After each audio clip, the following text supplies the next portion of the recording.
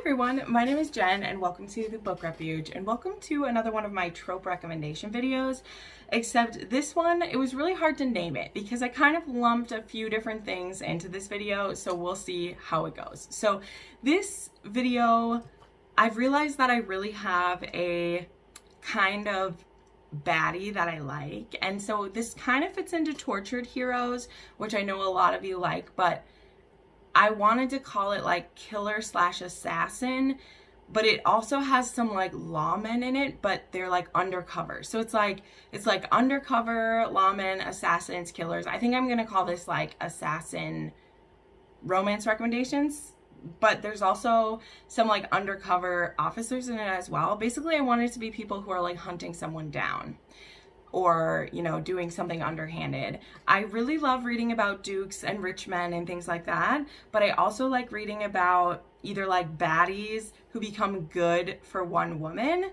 or people that are like underestimated or not expected to be, you know, the romantic hero. I don't know. This was hard to name, but I found like 7 books that kind of fit into this category, so we'll just see how it goes.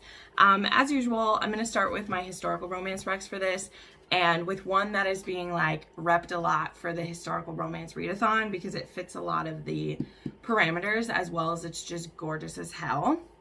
And that is The Hunter by Kerrigan Byrne.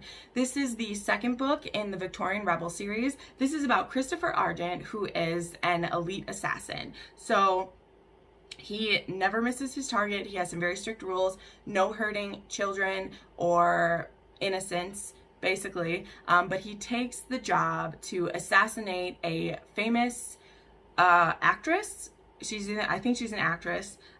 Millicent LaCour, who goes by Millie. Millie has a son named Jacob, and this son supposedly belongs to a pretty prominent lord, and apparently Millie has been making some waves and blackmailing him, and so Christopher gets sent to kill her. He is not going to harm Jacob, but he's sent to kill Millie. However, when Christopher, literally when he gets his hands on her, he can't do it. Millie is so attractive to him, and she's attracted to him, that when he literally has his hands around her throat, she begs him to kiss her instead. And she's not fully aware of the danger she's in that moment. She thinks he's just a little bit of an aggressive lover, but she likes it. And so he attempts to kill her 2 more times, and each time he ends up kissing her or feeling her up in some matter. And so he eventually admits to her why he's there and says, if you will sleep with me, Jesus, if you will sleep with me, I'll protect you. Not realizing that in asking her to do that, he's as bad as the men who like did it to his mother, because his mother was assaulted and raped and eventually murdered by men that way. And Christopher doesn't realize that he's, you know, in love, fated with this woman. And so he puts it all down to sexual attraction, but there's a lot going on. This book is extremely sexy. It's amazing. The entire Victorian Rebel series knocks me on my ass. Like, I finally have the whole series. It's like up there, and it's so good. Every book in the series like made me cry and touched me, and Christopher is dangerous and devilish, and he's exactly the kind of guy you want on your side and not coming after you to murder you. Then I am delighted to talk about Worth Any Price by Lisa Kleypas. Yes, we got a money shot in this one. Here we go. Yes, gorgeous. I love it.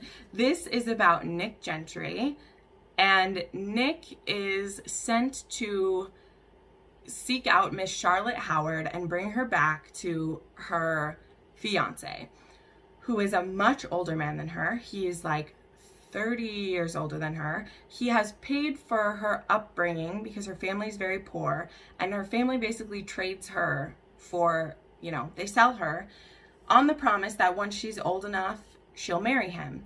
Well, he is a child molester, so there are triggers for that. Please be warned. They're very subtly said, but it is also obvious what happened. So know that. And so Charlotte runs away and she becomes a companion to, holy crap, Westcliff,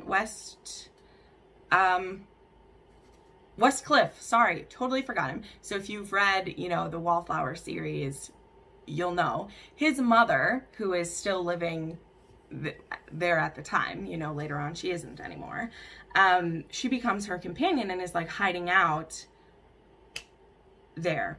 And so Nick finds her and he has an instant attraction to her and they mess around in the woods a little bit. And so then he admits to her, he's like, you can either try to run again, in which case someone else will be sent after you, and when they get you, they won't have any mercy because this guy who wants you is willing to pay an endless amount, or you can come back with me and marry me and I'll make sure no one hurts you.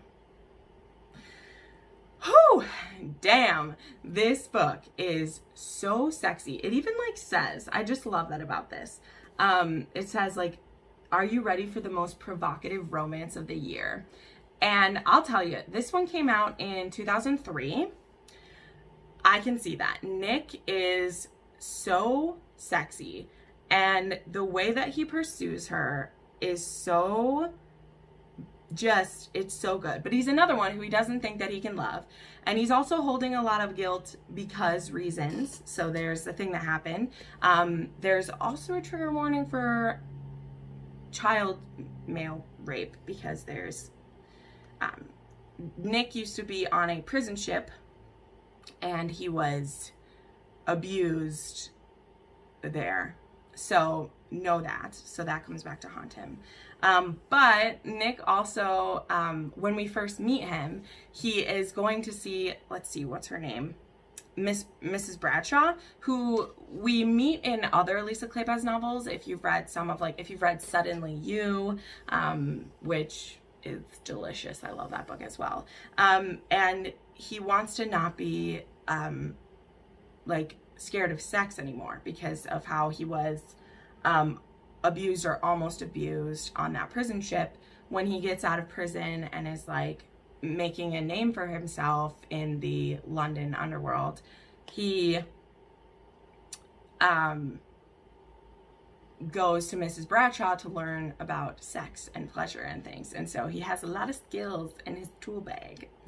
And it's delicious. This is also the third book in the Bow Street series. So if you are, I know that Lady Sophia's Lover is on the historical romance readathon, which is the book before this book. The first book in that series is called Someone to Watch Over Me. So if you want to read the whole series in order, you can get through it pretty quickly. The first two books of that series are actually on, or maybe just the first one is on Audible Escape. I listened to all of these books. The narrator is fan-fucking-tastic. But this book is just so good. And it is, all three of the books in this series are very sexual and sensual. And watching Nick fall in love, like, I love it. That's why I love this, like, weird little trope that I'm, like, shoving all the books together, is it's that hero who, oops, I'm in love. I think I'm in lust, but I'm actually in love. And I just, I love it so much. So then I have Hello Stranger by Lisa Kleypas as well. This is book 4 in the Ravenels. The Ravenels, besides the first book, you can kind of read them out of order. The first book is good to read first, Cold Hearted Rake, just because it introduces you to everybody. But this book is about a female doctor. Her name is Garrett Gibson, and it's about Ethan, who is a Ravenel bastard. And him and her come into contact when one of the Ravenels, like, there's someone coming after them. And so Ethan is a, like, private detective, and he's also, like, undercover, and he's, like, deep undercover with a few different things. And so him and Garrett end up in each other's paths, and they're so attracted to each other, but he's like, I'm in a dangerous line of work. I have some serious stuff going on. I don't want to put you at risk. but he can't resist. So they kind of start a secret liaison where he will sneak to meet her at different times. And it's so good. Lisa's books are so sexy and so amazing. And I love Garrett. She's based on like some real doctors in that time who, you know, who are females and trying to, you know, make a name for themselves. So there was actually a doctor named Dr. Elizabeth Garrett Anderson, who Garrett is based off of. And she was able to get a medical degree in 1870. And then the medical board like changed their rules. So just like specifically so she couldn't be a doctor. So she had a medical degree, but wasn't able to like use it because the board was too pig-headed and misogynistic to let her do it.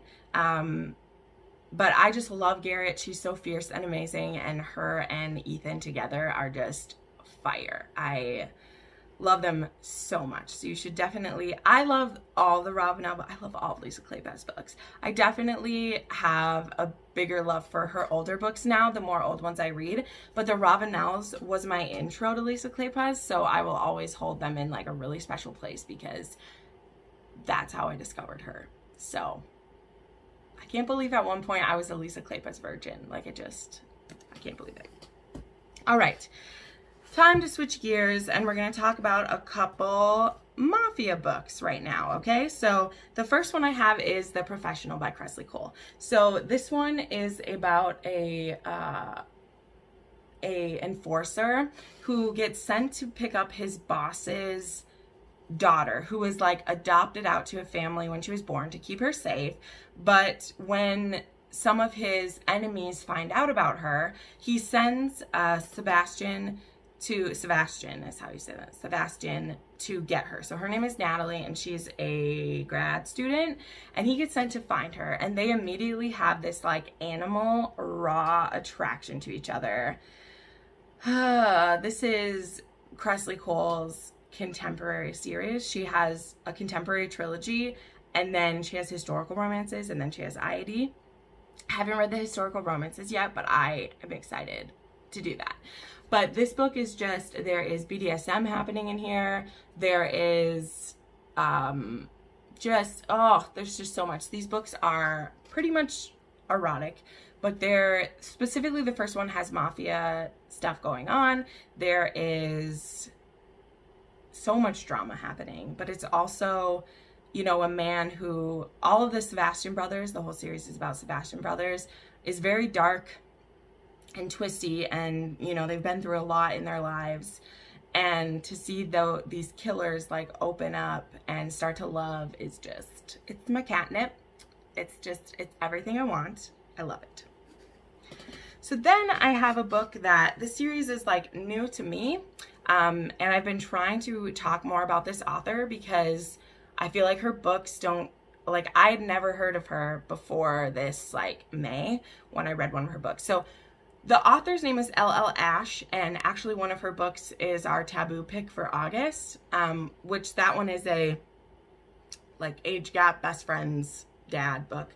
This series is called the Minutemen series. Now, I'm specifically talking about the second book in the series, but you do need to read this series in order because the issues that Maxim in this book is dealing with directly start in the first book. Well, the first book is called Boyfriend by the Hour, and it's a male escort novel. It's also an older woman, younger man book, and it's great. But at the end of that story, the hero in that book, to be with his woman, he like left his job, so he's no longer an escort, and also he made a deal with the mob boss who was protecting him that he would owe him a favor for letting him out of the life. And so at the end of that book, in the epilogue, that mob boss calls in his favor, and he needs someone who can seduce a woman. Now, our guy's out of the game in that, like he can't do that to his wife, but if he doesn't, then his wife and daughter will be killed. So he calls in a favor with his friend Max, who is an elite assassin, right? We've heard that term before in this video. He's an elite assassin. He's also a pretty sexy guy. So he, owing a favor to our hero from Boyfriend by the Hour, shows up, gets given the lowdown, and heads off to romance this girl. This woman, she is the daughter of a, I don't know which like who she's under, but she is supposed to be in an arranged marriage to unite these two families. And Max is sent in because his, that mob boss doesn't want these two bosses forming an alliance. And so they don't have to kill this girl. He says, if you can get her to leave with you and like break this engagement, then we don't have to kill her and we've ruined the alliance. Okay, we'll do that. So Max has to woo her, and she definitely doesn't want to marry this mob boss, but she knows that she would hurt her family if she did. But she is an opera singer, and she was able to convince her dad to let her go to school, and then eventually she was able to sing in the opera. And she would have to give all that up because her future husband would not let her do those things, which is sad. However, then Max comes in to woo her and take her virginity, so she can't marry this guy. And when the truth comes out, this story then turns into a lost in the wilderness together, because they literally go hiding in the jungle to stay away from everyone for a couple months. And so there's a lot of different layers to this story. And there's a lot of like, they have very strong sexual feelings for each other, but what parts of them are, what parts of it is all a facade and what parts of it, pretty interesting. And then the last book I want to talk about, which is funny, I didn't realize that I had 2 Cressley Cole books in this. So this is book 2 in the Mortice After Dark series. And I've said this before, and you can probably get other people to agree with me. Any of the first 4 books in this series, you can pretty much start wherever you want because they're all taking place at the same time. So as long as you read all 4 of those before you go on, you can start wherever you want. So if you haven't read IAD yet, that's okay. You can start here if you want to. Other people can disagree, they can yell at me, whatever, but some people much smarter than me, they agree with that. The first 4 books, because they're all taking place at the same time, and they're all about like different creatures in the lore, which is what the fantastical world of ID, like they're called the lore. Vampires, Valkyrie, werewolves, like the Lycae are the werewolves, witches, demons, all those things are real. So in this, we get introduced to Katerin the Cold-Hearted, who is a Valkyrie, and she is being sent to kill Sebastian Roth, who is a vampire, but he's a vampire who has never had human blood, and he's what's called the I can't remember, but they fight against the evil vampires, the Horde, and they like don't take live human blood, which is what makes her eyes red, so his eyes aren't red. However, when Katerin shows up to kill him, which he's kind of living a miserable life in this castle, I'll put this down, not really, living up his best life because he loathes himself. He didn't ever want to be a vampire. And vampires, all the mythical creatures in this series, like they can mate, like they have a mate. And when a vampire finds his mate, so when a vampire is born like up through puberty, like they can have sex back then, like it's all fine and everything, but once they go through their stilling, or when they like freeze into their immortal self, they lose the ability to, and they can't have sex with anyone until they find their mate. And now Sebastian, he never really had much sex before anyway, because he got turned in, like he joined a like religious group even when he was still human, and so he was a monk basically.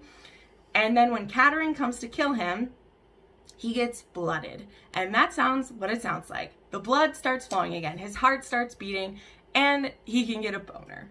And Sebastian, because the Forsworn, I think they're called the Forsworn, they, like, vampires don't tell them everything about themselves because they don't want them to know everything about them. But he knew that it was possible to have a mate, but he doesn't know what it's like. Catherine, she knows what's happening.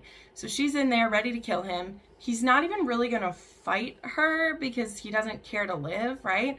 And he gets blooded. So it to him feels like there's an earthquake happening and all these crazy things. And Catherine's literally like, no, this can't be happening. I'm not blooding a vampire. I'm not a vampire's bride. And he gets a boner and it's like, oh my God, you're my mate. And so she runs away because she's like, so not happening. Because in this world, like a woman, they don't always feel the same pull that the man does. And so the man really has to woo them. It's not just a guarantee sure thing that when he finds his mate, they will want them back, which is a very clever thing. And so Catherine, she is very powerful, very strong. And she is competing in something that they call it like the immortal amazing race. And so she's going to be going like all over. She's going to be going all over the world trying to win a prize that will let her time travel back in time to save her two sisters from them dying in battle all these years ago or whatever. So he decides to enter this competition as well to protect her and woo her. And so there we go. But I like in this case because Catherine is the, assassin killer that gets sent after Sebastian. And she just like can't kill him, even though she like really doesn't want to be his bride. She realizes he's not evil. And because if he can feel those things, and he didn't have red eyes, so he's not killing people. So she can't kill him, but she's very annoyed that he's following after her and, ruining her plans for things. But anyway, there you go. There is some books with assassins / killers / undercover people. And yeah, I love this weird trope so much. I really like reading about men who aren't dukes and heroes all the time. I like things to be a little bit darker and dangerous, whatever. So definitely check some of these out. Let me know your favorite, assassin romances or undercover things like that. And I'd love to hear about them. So thank you so much for watching. I put out new videos 3 to 4 times a week, and you can see some more of them right now.